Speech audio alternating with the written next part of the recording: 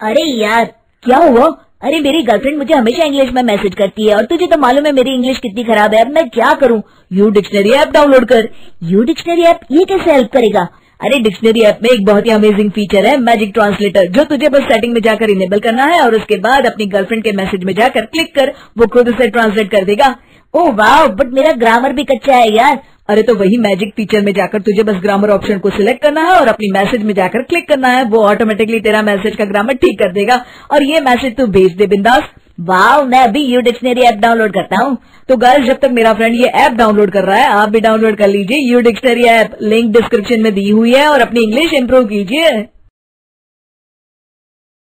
चमत्कारी बहू की लालची सास। राजगढ़ की गौरी अपने माता पिता की इकलौती संतान थी। गौरी के पिता मेहनतकश किसान थे। वो सारा दिन खेतों में काम करते। गौरी अपनी माँ का किचन में हाथ बटाती। वो जंगल से लकड़ियां बीनती और माँ के चूल्हे में मदद करती। एक दिन वो जंगल में लकड़ी बीनने गई थी कि तभी उसे रोने की आवाज आती है।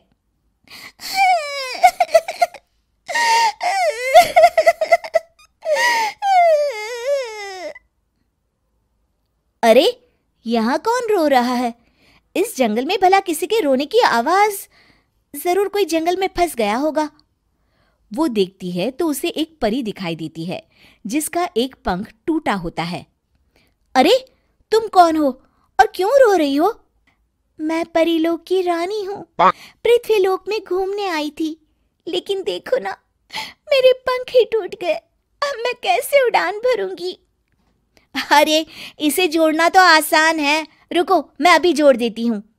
ये कहकर गौरी लकड़ी और रस्सी की सहायता से पंखों को जोड़ देती है।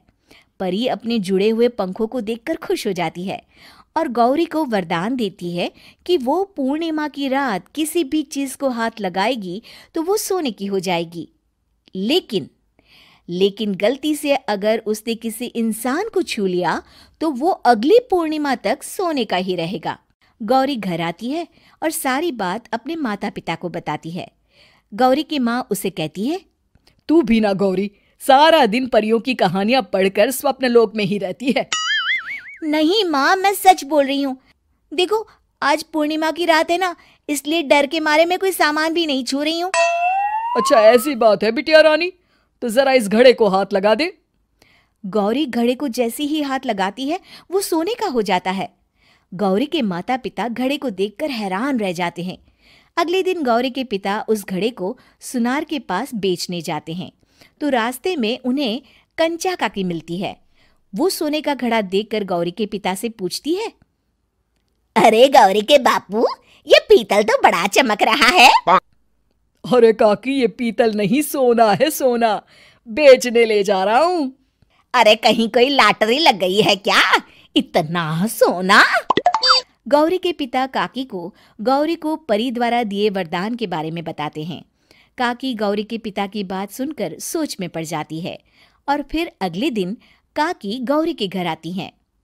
गौरी के बापू, तुम्हारे लिए मैं एक खुशखबरी लाई हूँ। तभी गौरी की माँ पूछती है, क्या खुशखबरी है काकी? अरे तुम्हारी बेटी का रिश्ता मैं अपने बेटे से करना चाहती हूँ। अरे कब तक अपनी सयानी लड़की को घर पर बिठा कर रखोगी? हाँ, देखो काकी, मैं ऐसे ही व्यक्ति से अपनी बेटी की शादी कराऊंगा जो गौरी के वरदान से नहीं, उसके गुणों को समझे। अरे हमें तो गौरी के गुण अच्छे लगे, इसीलिए तो आ गई हूँ मैं। फिर गौरी के माँ बाप मान जाते हैं और उसकी शादी काकी के बेटे से हो जाती है। अगले दिन, अरे गौरी, कल पूर्णिमा की रात है। तुम्हारे पिताजी परी के वरदान के बारे में बता रहे थे, तो मैं ना कुछ चीजें रख दूंगी, जरा हाथ लगा देना।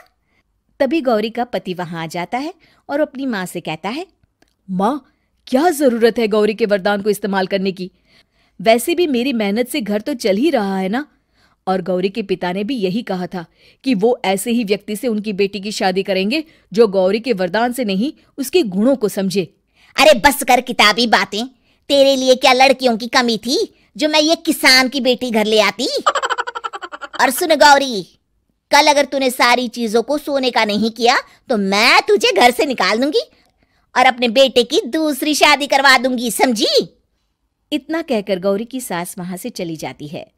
अगली पूर्णिमा की रात गौरी की सास गौरी के सामने ढेर सारे बर्तन रख देती है और कहती है, जल्दी कर गौरी, रात खत्म हो जाएगी, जल्दी जल्दी इन सारे बर्तनों को हाथ लगाकर सोने का कर दे। गौरी करती भी तो क्या, वो जैसे ही एक छोटे से बर्तन को छूने वाली होती है कि उसकी सास भड़क जाती है। क्या मजाक बना रखा है, इतने छोटे से बर्तन में क्या होगा, ये ले, ये बड़ा वाला बर्तन। जैसे ही बड़ा सा बर्तन लेकर गौरी की सास उसकी तरफ बढ़ती है, वैसे ही बर्तन के बाहर से वो धड़ाम से गिर जाती है। सास को गिरा देख गौरी उन्हें संभालने दौड़ती है और वो सास को हाथ लगाकर कहती है, अरे सासू माँ, क्या हो गया आपको, कहीं चोट तो नहीं लगी ना? लेकिन जैसे ही वो हाथ सास से हटाती है तो देखती है कि उसकी सास सोने की हो गई है। गौरी सोनी की सास को देखकर रोने लगती है और अपने पति से कहती है, मुझे परी ने कहा था कि अगर मैं किसी इंसान को हाथ लगाती हूँ तो वो अगली पूर्णिमा तक सोने का ही रहेगा। अब मैं क्या करूं? अरे करना क्या है, माँ को उठाकर अलमारी में रख दो। और हाँ, लालच का फल बुरा ही होता है। ज्यादा बड़े बर्तन को सोने का बनाने के चक्कर में माँ का ये हाल हुआ है। ये कहकर वो दोनों माँ की तरफ देखने लगते हैं।